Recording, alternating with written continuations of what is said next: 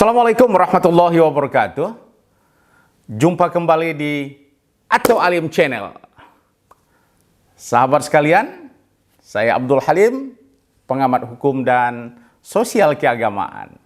Hari ini kita coba santai ya sambil menikmati situasi yang masih cerah ini ya. Kita coba mendiskusikan seputar adanya berita-berita yang sangat mengejutkan, memprihatinkan, dan menyedihkan, yaitu seorang suami jual istri yang sedang hamil. Sahabat sekalian, untuk melihat bagaimana sebenarnya kondisi, bagaimana sebenarnya duduk perkaranya, kita lihat beberapa berita berikut ini. Sahabat sekalian, kita coba lihat dari Detik News ya. Ini judul beritanya adalah tega. Suami di Surabaya jual istri sedang hamil untuk layanan trisom. Nah, ini luar biasa ini. Ini menyedihkan saya pikir ya. Coba kita baca sahabat sekalian ya. Sedikit kita baca. Seorang suami di Surabaya menjual istrinya untuk layanan trisom. Mirisnya istrinya dalam keadaan hamil. Suami bejat itu adalah DR, 27 tahun, warga Sidoarjo. DR menawarkan istrinya yang tengah hamil itu melalui media sosial. Polisi ya menggerebek kamar hotel tempat mereka bertransaksi dan kemudian dilakukan penangkapan terhadap DR. Dalam akun sosial miliknya, pelaku mengunggah beberapa foto yang sangat vulgar tentang istrinya dengan tawaran layanan trisom. Sahabat sekalian, ini berita yang pertama. Coba kita lihat ya, mungkin sahabat-sahabat bertanya itu trisom itu apa kira-kira ya? Trisom itu adalah kegiatan aktivitas layanan seks yang dilakukan 3 orang. Jadi dalam hal ini istrinya, suaminya, dan orang lain yang menyewa. Jadi trisom. Nah, ini luar biasa. Ini sudah di mana ini pelaku ini ya, kira-kira teganya dikau.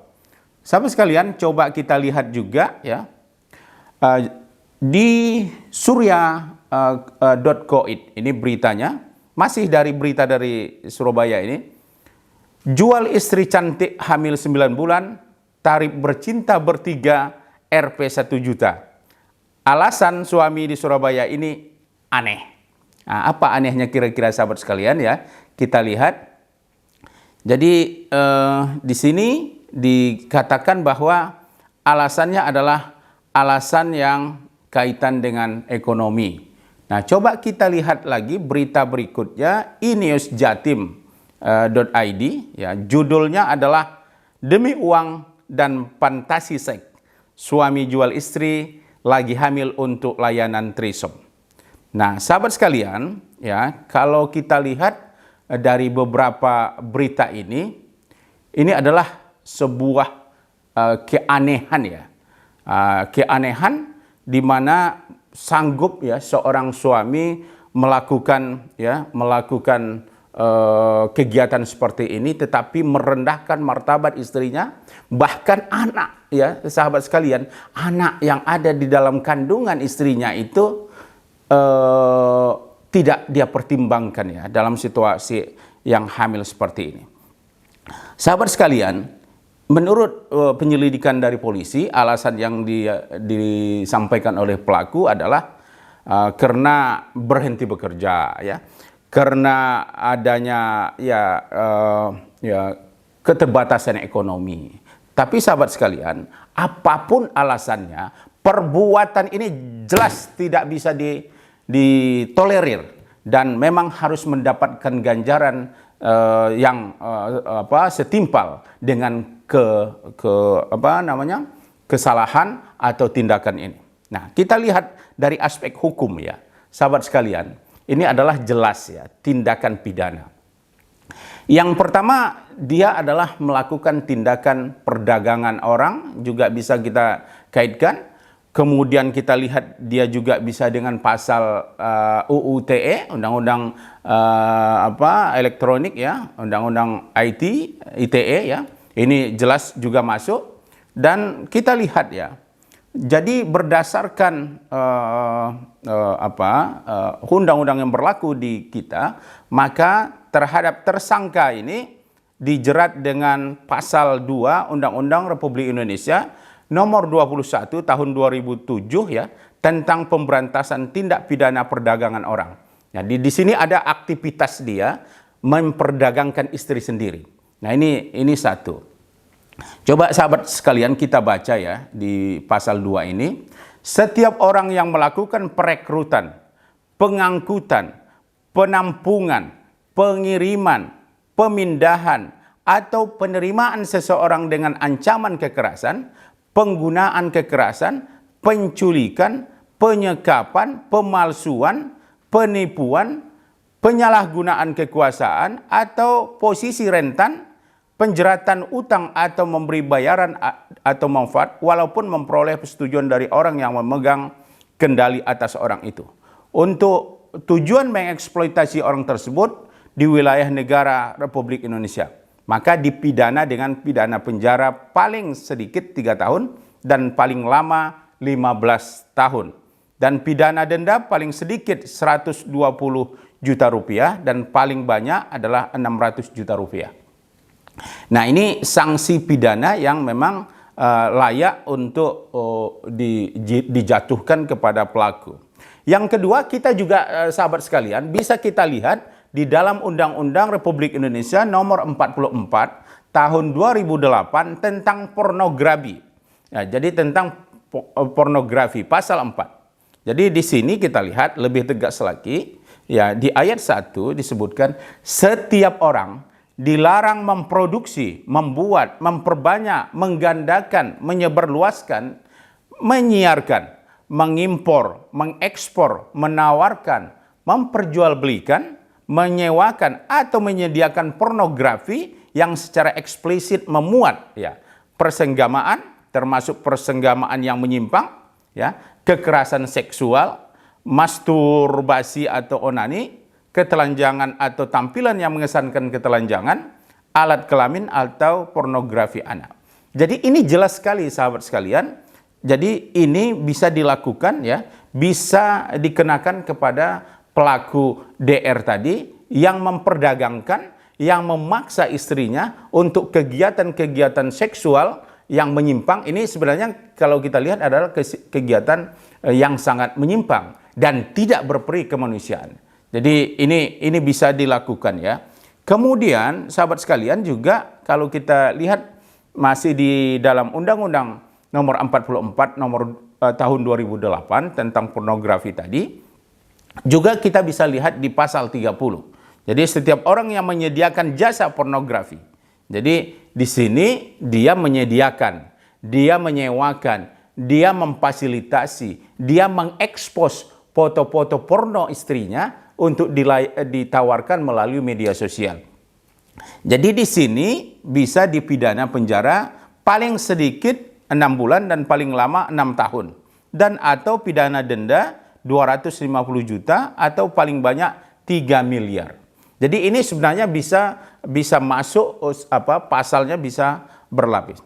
Sahabat sekalian ya, kemudian kalau kita lihat juga di Undang-Undang nomor 19 tahun 2016, ini dia kena pasal tentang Undang-Undang ITE. Jadi kita lihat di pasal 45 Undang-Undang nomor 19 tahun 2016 ini tentang informasi dan transaksi elektronik ini, kita lihat setiap orang dengan sengaja dan tanpa hak mendistribusikan dan atau mentransmisikan dan atau membuat dapat diaksesnya informasi elektronik dan atau dokumen elektronik yang memiliki muatan melanggar kesusilaan sebagaimana dimaksud dalam pasal 27 ayat 2 ya, dipidana dengan pidana penjara paling lama 6 tahun dan atau paling banyak 1 miliar. Jadi ini ada berapa? Sudah ada 3 ya, 3 pasal yang bisa dikenakan. Dan satu lagi sahabat sekalian, pelaku ini bisa dijerat dengan pasal 296 subsidiar pasal 506 KUHP dengan ancaman hukuman 4 tahun penjara. Jadi sahabat sekalian, kita sangat miris ya. Jadi hukum kita sebenarnya sudah bagus ya. Hanya saja persoalannya adalah ya pengawasan terhadap media-media yang selalu digunakan oleh pelaku, baik itu kegiatan yang transaksi terkait pelayanan seksual, pornografi dan lain-lain itu, ini kelihatannya belum dilakukan secara masif ya. Meskipun kita tahu sahabat sekalian, ini memang bukan pekerjaan mudah, tetapi negara harus melindungi warganya, melindungi masyarakatnya, agar kegiatan-kegiatan yang sifatnya merendahkan martabat perempuan, merendahkan martabat korbannya dapat diantisipasi secara lebih baik. Kita lihat sekali sekarang ini sahabat sekalian, banyak ya kegiatan-kegiatan ya prostitusi tetapi melibatkan anak kandung. Jadi saya juga heran ya, kenapa? Apa yang menjadi motif? Apa yang menjadi alasan mereka melakukan ini terhadap darah dagingnya sendiri, terhadap istrinya sendiri, terhadap keluarganya sendiri. Banyak fenomena sahabat sekalian. Kalau kita lihat di Aceh terjadi, di NTB terjadi, kemarin di Manado juga terjadi peristiwa-peristiwa yang sering kita lihat di layar-layar kaca maupun di media-media sosial lainnya. Oleh sebab itu maka negara, pihak berwajib jangan tanggung-tanggung, jangan ragu-ragu, tindak tegas, sehingga masalah ya, persoalan seksual ini ya, kelakuan yang menyimpang ini menjadi dapat diatasi. Disinilah barangkali peran negara penting, peran masyarakat yang ada di seputar kita, kita juga harus care agar jangan terjadi hal-hal seperti ini. Jika melihat sesuatu, baik itu di media sosial maupun di tengah masyarakat kita, cepat sampaikan ke aparat keamanan, sehingga masyarakat kita menjadi masyarakat yang makmur, masyarakat yang tentram, dan terlepas daripada tindakan-tindakan yang tidak bermoral seperti ini. Saya pikir untuk hari ini itu yang dapat kita sampaikan. Semoga anak-anak perempuan kita, istri-istri kita, keluarga kita, dan kita semua terlepas dari kejahatan-kejahatan yang sangat biadab ini. Terima kasih. Kita akhiri. Assalamualaikum warahmatullahi wabarakatuh.